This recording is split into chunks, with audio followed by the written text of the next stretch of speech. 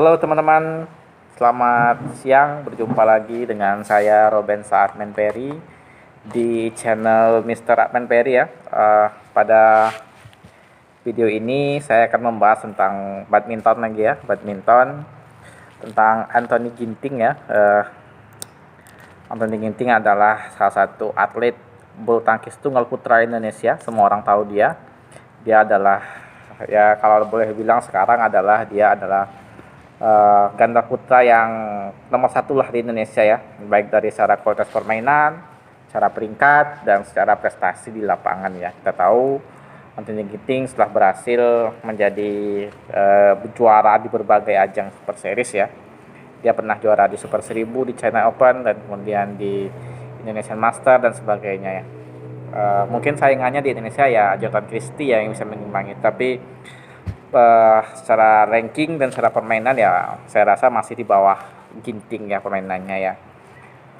Pada video kali ini saya tidak akan membandingkan antara Jojo dengan Ginting ya, Ginting dengan Jojo. Saya akan membandingkan Ginting dengan juara dunia, peringkat satu dunia tunggal putra asal Jepang, yaitu Kento Momota ya.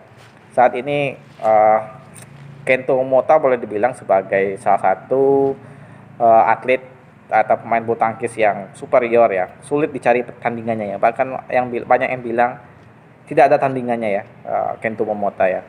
Tapi media-media China menganggap saingan Momota adalah main mereka yaitu si Yuki main China, dan media-media Eropa ya menganggap saingan Momota adalah Victor Axelsen ya, karena di Eropa ya Victor Axelsen ya boleh dibilang dia juara Eropa, juara satu ya, pernah juara dunia juga Victor Axelsen ya.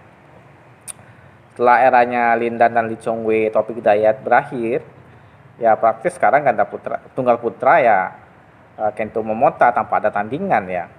Buktinya dia menguasai peringkat satu dunia cukup lama, juara dunia. Kemudian dia juga memenangkan banyak gelar Super Series ya, sama seperti Minion ya. Dia tak tergoyahkan ya. Kemudian yang saya bahas adalah siapakah rival sejati dari Kento Momota. Apakah benar si Yuki ataupun pemain nomor 2 dunia saat ini Zhou Tianchen, ataupun Peter Axelsen, atau Ginting ya.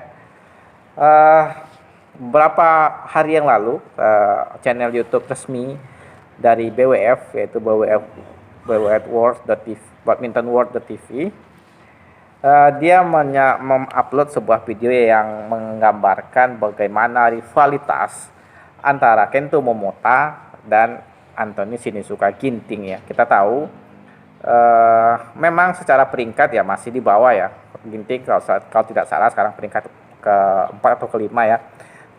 Sedangkan Momota peringkat 1 dunia ya. Jauh, artinya masih berada di bawah Momota. Secara prestasi apalagi Ginting hanya sekali juara Super Series Super 1000 ya.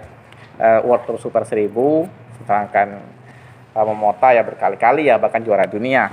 Ginting ya tidak ini ya, belum pernah juara dunia. Tapi dari segi permainan banyak sekali yang menganggap bahwa pemain Ginting itu adalah sangat bisa, bahkan bisa untuk mengalahkan atau menyamai lah minimal level permainan Kento Momota ya. Terbukti ya secara head to head ya masih unggul jauh ya Momota ya. Ginting hanya 4 kali kalau tidak salah, Momota berhasil 12 kali ya memenangkan laga ya. Tapi ketika Ginting berada dalam keadaan top performance, artinya dia lagi berada dalam top performance, karena begini, Anthony Ginting kelemahannya adalah konsisten ya. Dia itu tidak inkonsisten sekali Anthony Ginting itu. Di suatu turnamen dia luar biasa mengalahkan pemain-pemain raksasa. Kita lihat di China Open 2018 ya, dia mengalahkan pemain-pemain besar ya, mulai dari Zhou Tianchen, kemudian mengalahkan dari China ya Chen Long, kemudian Momota di final. Dia mainkan luar biasa. Ketika itu dia mendapatkan pujian yang luar biasa, banyak dari komentator dunia yang mengatakan permainan Ginting luar biasa, bagus sekali, bisa mengimbangi bahkan bisa mengalahkan Momota. Kemudian di tahun berikutnya 2019, Ginting bahkan tidak mampu untuk meraih satu pun gelar, padahal dia sering sekali ke final ya, tapi dia gagal untuk mendapatkan gelar ya.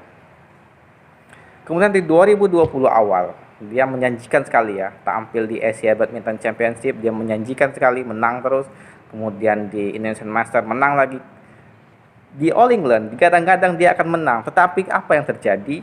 Jangankan mencapai semifinal, dia kalah di babak pertama oleh pemain yang rankingnya jauh sekali di bawah dia, asal Denmark ya. Itu tadi ya, konsisten sekali. Anthony Ginting sangat tidak konsisten. Tetapi kalau dia berada dalam top performance, Momota bisa sekali dikalahkannya. Terbukti beberapa kali Momota dikalahkan oleh Ginting ya. Karena Ginting ini punya teknik yang luar biasa. Dia punya teknik yang luar biasa. Dan satu lagi keunggulannya adalah kecepatan. Semua pemain, semua komentator, semua pengamat itu mengatakan kecepatan Ginting itu luar biasa. Ya, mulai dari Glenn Clark sebagai komentator, dan akhir-akhir ini Zhou Tianchen mengatakan Ginting itu kecepatannya ya, wow, fantastis ya, sulit dipercaya ya. Dia bisa bergerak dari satu sisi ke sisi yang lain dengan sangat cepat, seperti Lee Chong Wei kecepatannya ya. Karena memang dia pengagum Lee Chong Wei ya, dia mengenalkan Lee Chong Wei dari segi kecepatan dan footstepnya dia mengakar pada Lee Chong Wei. Lee Chong Wei adalah teladannya dia ya, sehingga kecepatan dia mirip-mirip sama Lee Chong Wei ya, sangat cepat dia itu Ginting ya. Apakah Ginting wajar disebut sebagai, atau bisakah Ginting disebut sebagai rival Momota? Bisa, sangat bisa dari segi teknik permainan ya. Tapi dia harus konsisten dan dia harus mempunyai mental seorang juara. Kita contoh Andra Ahsan ya. Mereka sekarang dari segi teknik permainan ya, mereka atau dari segi stamina mereka sangat menurun ya, karena mereka sudah usianya sudah cukup tua ya, tapi mereka punya mental juara. Seorang yang mental juara, dia tidak akan membiarkan dia kalah di babak pertama. Itu tidak mungkin, tidak boleh. Kalau orang yang punya mental juara yang tinggi, mereka harus minimal semifinal ya, atau paling buruk itu quarter final ya. Jangan pernah ada seorang juara yang kalah di babak pertama, kecuali ada kejadian-kejadian yang luar biasa. Tapi kalau secara normal, jangan pernah kalau pemain itu harus menjadi seorang juara dunia atau juara Olimpik, mereka harus punya mental juara ya. Oke teman-teman, itu tadi sekilas video singkat saya tentang apakah layak Anthony Ginting menjadi rival bagi Kento Momota. Terima kasih telah menonton. Selamat siang, dan jangan lupa untuk mendukung terus channel ini dengan cara like, share, subscribe. Dan assalamualaikum warahmatullahi wabarakatuh.